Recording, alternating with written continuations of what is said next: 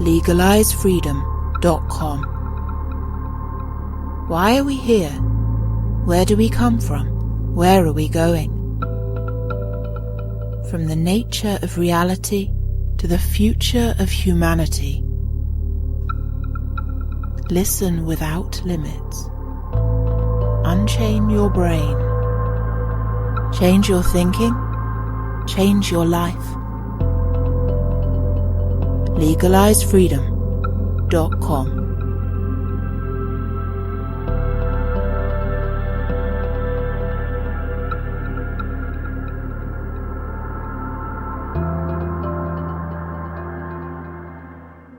Greetings and welcome once again to legalizefreedom.com. I'm your host Greg Moffat, and my guest today is Ouellet, who joins us to discuss his book Illuminations, the UFO Experience as a Parapsychological Event. Despite the lack of evidence for the existence of extraterrestrial life, most people believe, if they believe anything at all, that ETs probably do exist and likely resemble life on Earth to at least some extent. It is assumed that if we ever encounter aliens, they will come to us or we will go to them via some form of space travel.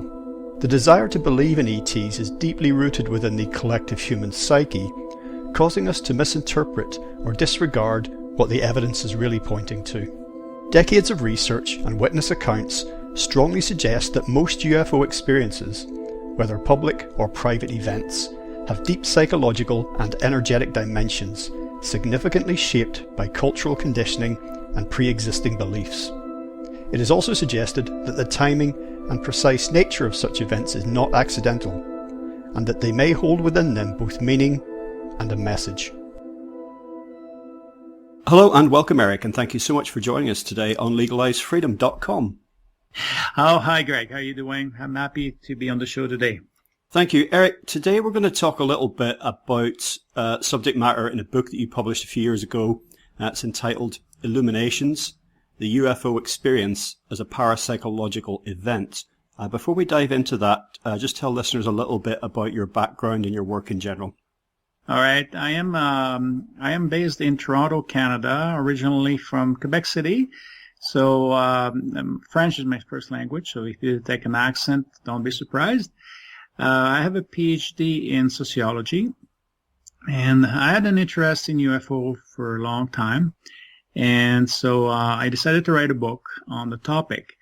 It just happened, though, that I work for National Defense. I'm a professor at our, what we call the College of Canadian Forces College, which is actually a war college, the equivalent of what you have in Shirbanham in Britain.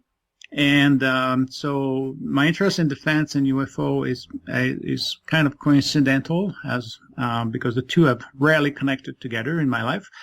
But so I'm a professor, and when I'm not working on UFOs, I'm working on more defense-related topics such as information operations, counterinsurgencies, and that kind of stuff. So, how did you get interested in the UFO phenomenon in the first place?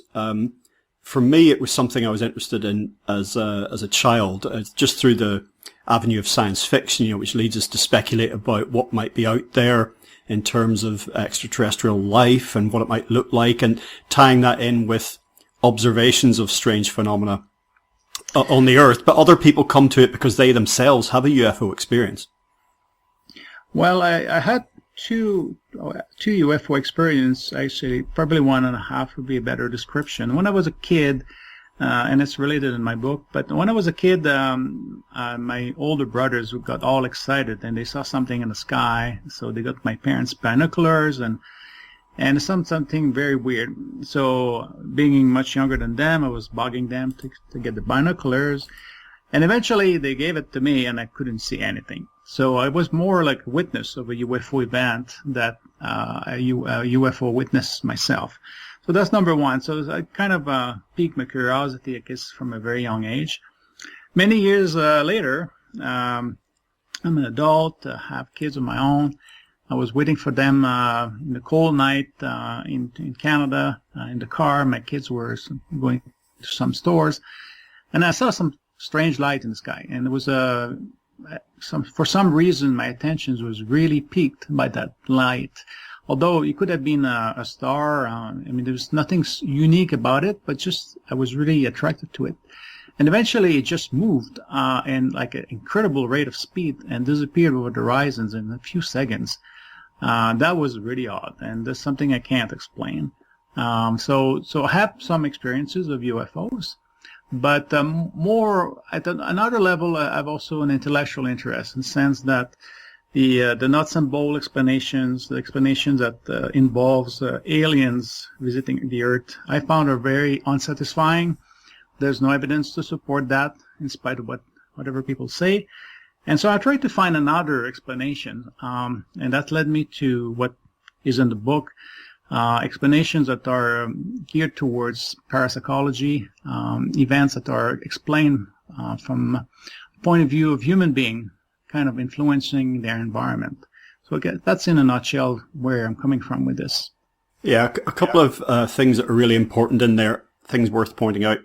One, briefly, is that UFO simply stands for unidentified flying object. Now, people might be thinking, well, yeah, we know that. However, there is constant conflation in the study of this area with UFO and or extraterrestrial or some, off-world craft. UFO simply means something that is in the air, in the sky, and that the viewer can't identify it, doesn't know what it is. Doesn't necessarily mean it's got any kind of strange or startling origin. It may have, it may not. So that's one thing that bugs me a little bit, is people constantly talking about UFOs and little green men in the same sentence all the time. Parapsychology, for anybody who isn't aware, this is simply the study of psychic phenomena. So ASP, telepathy, precognition, telekinesis, and all that sort of stuff. And also, anything that would come under the umbrella of paranormal, often related to things like near-death experiences, synchronicity, apparitions, and all of that. Now, the main thing that your book brings to the table in ufology, in trying to understand these phenomena, is that often as not, we're misapprehending UFO events. That is to say, coming from the assumption that these things must be solid, in whatever way, even if they're lights, they must be light as we understand it, and they must exist in space and time in the same way that we do. And as you've already said, this is that there isn't actually evidence for that, so we need to find a fresh way of approaching this subject. Indeed, yeah, I agree with this way of looking at it. Absolutely. One thing that persists, you've mentioned already the hard view of the UFO phenomenon, that there's a craft that have come from elsewhere in the solar system or even the galaxy, and that these may be, that we're looking at some sort of extraterrestrial intelligence behind this. Now, you mentioned that there's no evidence for it. However, this is a very persistent belief, and belief is what it is. So perhaps you could elaborate a little bit more on that, because a lot of people that I speak to about this subject, they say, well, yeah, there is evidence, it's being covered up. Well, that's not evidence. And testimony from people who say, unnamed military insiders who've seen evidence, who've seen bodies, who've seen craft, that still doesn't amount to evidence. That is hearsay. There's two different things. Yes. What is usually called the extraterrestrial hypothesis, so the ETH, for those who are more familiar with the ufology jargon, what is fundamental about this is that it is a materialistic explanation in a very basic sense of that word. So you have a craft, so a physical spaceship object that comes to Earth with or without some sort of biological entities in those craft coming to the Earth. So that's the hypothesis. Well, so if you know a bit about how logic works, then to prove your hypothesis, that your materialistic hypothesis, then you have to bring a materialistic proof. So bring me anything that can be verified, so a piece of equipment or some organic tissues that could be confirmed by laboratories that are serious and willing to put their reputation on the line to say this is from another world, then that's it. The hypothesis is confirmed and it can be declared true. Well, since, let's say we put the arbitrary time of 1947 with the Roswell story, we're way over 70 years, and we still have absolutely nothing physical to show for. So there's no evidence to support that materialistic hypothesis. Now, like you said, there are rumors, there are people who claim certain things, but they have never had anything to show for. So therefore, they don't have evidence. They have only comments and sometimes completely false stories to give us. So yes, there's no evidence from that perspective. There's a meme that existed previously as a poster in decades gone by with an image of what most people will recognize when somebody says E.T. It's the image of the grey, the bulbous head and the big eyes and the slit for a mouth and all the rest of it, on a poster, now on a meme with I want to believe as the caption. And it strikes me that there's a great element here of a desire for there to be something out there, something, as you say, biological, other life that we would recognize in some form, and some form of technology and civilization, which would be implied if another, species elsewhere in the solar system or the galaxy was able to construct craft and travel. That would imply, even if hostile, that they were in many ways similar to us. So it seems to be this tremendous desire to believe that there is something out there, despite evidence to the contrary. The search for extraterrestrial intelligence program, for example, has turned up absolutely zero. So what's your take on what might be behind that impulse, that desire to feel that there is something out there, there must be, we cannot possibly be alone? Yeah, this question needs to be separated in two parts. Is there life, intelligent life in the universe beyond Earth? The answer is probably yes. I mean, it's made of billions of systems which themselves have many potential planets. So it seems to me unlikely that we are the only one in the universe. That being said, the second part, the answer is that could those people or beings travel across the vast distance of space? That's another one. And really, again, because we have no evidence that this happened, then I think we need to look somewhere else. Now, for providing better answers. Now, one very important point that you mentioned is that this is a belief system. So people who talk about UFOs, they talk about their beliefs. They believe that we're visited by aliens from another world. And there's a couple of variations about, are they extra-dimensionals, or are they traveling through some sort of warp system, or etc. It doesn't matter. In the end, it's a belief system, and it's a very deeply entrenched one. So to have a reasonable conversation with one of those believers is absolutely a waste of time. Because they stick to their beliefs, and their beliefs obviously meet some psychological needs for them, and it's not, we cannot have a serious conversations. And one of the things I discovered is that even some serious researchers, you would think they're open to other ways of thinking about the problem. In the end, they are just believers, and they're just more sophisticated about it. So this is a field that has, I would say, the less evidence you have, the stronger is the beliefs, and it becomes very difficult to have a sound conversation. You mentioned your work connected with the military, and certainly in the early days, I mean, we've had what you would call UFO phenomena through recorded history. There's been lights in the sky, fires in the sky, strange apparitions and sightings documented in all cultures for thousands of years. So that's its own thing. But in the mind of many people, the modern UFO phenomenon is tied in with the military in some way, mainly in terms of like a cover-up. Who could actually cover something like this up? Perhaps it would be the military and government complex.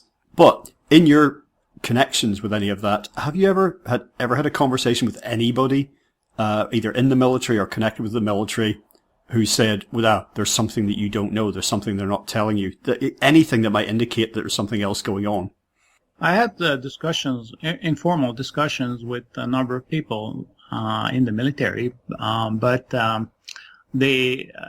no one told me that there was anything hidden. The only thing they would say is that some of them seen strange things in the sky, and they did not report it by fear of ridicule, by fear of their sanity being questioned, which then would remove their license for flying. So, but there was a fear that probably was not very well founded, especially today. I mean, today with the nature of the military institutions, where anything goes in terms of people having opinions, people having beers now in the military is all tolerated. I don't see any risk of that. Now, people do have opinions. Some people in the military do believe that in the extraterrestrial hypothesis, which is their right, but it's just their beliefs. It's not. They don't have any special proof or special access to any form of knowledge that would support their beliefs. It's just they believe like that to this like any other citizens of their country. Well, one of the reasons that many people who believe that, as say, there are crashed craft and recovered bodies, and the position that you and I are talking about here is false, that we're looking at something that is very real in a 3D sense. One of the reasons that that's suppressed is because the effect it would have on society if there was so-called disclosure. I don't know if you've ever read Richard Dolan's book After Disclosure, which it tries to envision, the ripple effect through society if physical aliens and physical craft from elsewhere were revealed to be, whether they manifested themselves in front of us, or whether we had just, artifacts that showed that they likely existed, what the societal effects would be. But that seems to be one of the, I call it a thought stopper, because it's used as a way of saying why none of the evidence that people claim is there is actually disclosed, is brought before you and I so we can see it for ourselves. But however, there's a whole culture of this in ufology about disclosure, and it always seems to be just around the corner. And if you just go and look online now, almost every day there's another article published that saying, it's just about to happen. But we're not quite ready for it yet. It's just about to happen. However, this has been going on all my life. And I'm not the oldest person on the planet, but all my life that I've been looking at this as being disclosure just about to happen. Oh, I agree with you. The impending disclosure that's been lasting for the last 50, 60 years. Yeah, I'm well aware of that. The thing is that thesis that the alleged hidden information is not revealed because the population would not be able to handle it. It's a very self-serving thesis for those who believe in the extraterrestrial hypothesis. But the reality is that you have to look at it historically because things have changed over time. In the 1940s and 50s, because there was more radars and more planes in the sky than ever, then the strange things in the sky were noticed more often. And guess what? Yes, the military were the only one really equipped to notice these things. So at first, and especially in the context of the Cold War, the military were worried that the other side, so the Soviet Union, had some sort of advanced craft that may attack the United States. And of course, you have to remember that in the context of those days was not far away from World War II, when they had bad encounters with new German technology, so jet fighters and rockets, for instance. So they were in this mindset that maybe the Soviets had bad surprises for us. But the reality is that you come into the 60s, and pretty much all the militaries in the world had to look into this phenomenon, concluded that, there's some weird things in the sky, but it's very, very elusive. It's almost impossible to study. And in the end, it's not dangerous. It has been not any serious danger for the national security. So the only thing that was really problematic is that because the military were the ones who were able to detect these strange phenomena in the sky, oftentimes with systems that were classified or through military operations, spying on the Soviets. And of course, they did not want to disclose these very down-to-earth issues within the context of the Cold War. So a lot of that material was classified for those reasons, not because there's some sort of ominous conspiracy. It's just the normal life of the military that they protect their sensing systems. It's nothing new there, but as times evolve, a lot of the many militaries in the world have started to disclose their files and make it open to the public to look at them. The United States is actually the first one with Project Blue Book. I know some people like to poo-poo the Project Blue Book, but they dump and declassify a whole slew of files, and they were studied by ufologists. And a number of books were produced after that. And then, Britain, Canada, and France, and you name it, all disclose what they have. The few stuff that's left behind, the classification system is because there are still, issues of confidentiality and issues of sensing system that people the government doesn't want to disclose because it's not giving an advantage to the other side. But all these things are very human and very down-to-earth issues. You mentioned a few moments ago the possibility of these phenomena perhaps having some degree of interdimensionality, because, of course, there are many layers of reality, most of which are invisible to us. If we think, just even in terms of light and sound frequencies, for example, cats and dogs can hear and see more than we can of what's out there, and that begins to take us down a road to approach this a little bit differently.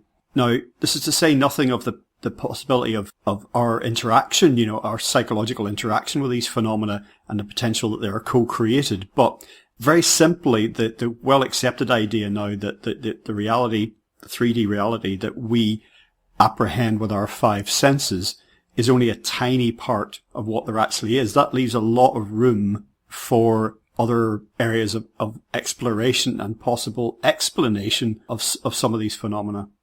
Indeed, it creates rooms for research and developing new hypotheses. But in the end, these multidimensional realities, in a physical sense anyway, remain speculative. Although there are sound mathematics in quantum physics to support such reality, but we still have no real ways to handle these hypotheses and to prove them. So it's interesting areas of research, but no evidence to support that. Now, you cite Carl Jung's work in this area in your book, and to me, that's probably the most fascinating avenue of exploration. The human psyche, whether individually or collectively, and our interaction with the reality that appears to be external to us. And for a lot of people interested in the UFO phenomenon, this is a tremendous leap, maybe like a bridge too far into an area that they know nothing about, may not be interested in.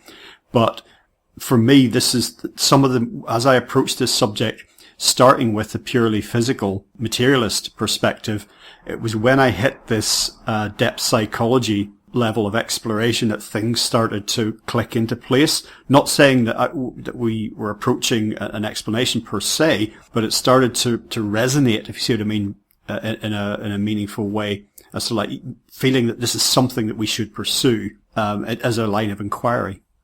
Yeah, I mean, Carl Jung is probably the first one to put together some explanations that is not of a solely materialistic kind. And I found when I wrote my book, I basically did like would do with any research project is to do a review of the literature, all the things that were published on this, and then start to see, okay, where is the evidence? Where's we have something to start to work with. And the thing is that in the case of Jung, in his look with to the phenomena from the perspective of psychology, we have something to work with, because clearly the phenomenon is linked to issues of perceptions. It's linked to issues of how we see ourselves in the context and the society in which we live. And in a lot of his explanations, Jung said that it's the tensions of the Cold War that make people see things or give meanings to things they see in a particular dimension. And then other people will embrace the same meaning when they see something strange. And that's actually, if you look at the sociology and psychology as disciplines, this is well established that these dynamics happens all the time. What is special, though, about Jung is that he also was open-minded to the notion of psychic phenomena, especially with this issue of synchronicity, which means that when you have two events that are not connected to one another in terms of causality, so cause and effect, but they are linked together in terms of meaning, that something is going on, something special is going on, and that special thing needs to be investigated. And so, although in his book about UFOs, Jung is not that very clear about where he stands, he opens the possibility that that these phenomena were we kind of co-create them. So something maybe mundane happens, or not so mundane, so rare physical and natural phenomena, but our attention is attracted to it. We see it in a way that is probably an hallucination, but you have dozens of people having the same hallucination. Here we have a phenomenon of synchronicity, maybe some telepathy mixed into this, and then that makes the phenomenon actually quite interesting to study, because now we have a genuine anomaly that has been already studied, so telepathy in that example, and then we have something to start with, because telepathy, we don't start from scratch, but if you see it as no, it has to be spaceships from another world driven by aliens, that's pure speculation. We have nothing to work with. Those who say that only imply their existence, but they have nothing to work with. While telepathy, there's extensive research being done, and today even more than in the days of Jung. So we know there's something there, and we're starting to understand a little bit how it works. So if some events in the UFO world is actually telepathic, then that's something interesting. That's something worth studying. So Jung brings a number of ideas, but also he brings, I would say, a mindset that is more open to look at the phenomenon from quite a different angle. Yeah, you touched upon an idea there that there can be, if you study this, there can be a correlation between events, human events, and phenomena in what we sometimes take to be the external world, whether that's on an individual basis, someone going through maybe a traumatic phase of their life or a life-threatening physical event. These can sometimes be connected to manifestations that some observers would say, well, hang on, this fits into the UFO camp, the spectrum of things that we observe, and we say, oh, that's UFO activity. This also can be the case collectively, with mass events, 9/11, the coronavirus pandemic. These things that energetically affect us can have, these, as I say, what appear to be external ramifications, external manifestations in external events. So that, again, the connection between the two, which is recognized now, the sort of the mind-matter interaction is recognized in science, but it's still poo-pooed quite widely. But, it is an area of research. That, again, lends credence to your approach to this and gives us something else to consider when okay, so we've had these phenomena classed as UFO activity. We don't know what's going on. what's going on in our individual life, what's going on collectively with the species when these things manifest. And then you can begin to track patterns. There's people who have studied this over time. That concludes part 1 of our interview. Part 2 will be available soon in the subscribers area at legalizefreedom.com. legalizefreedom.com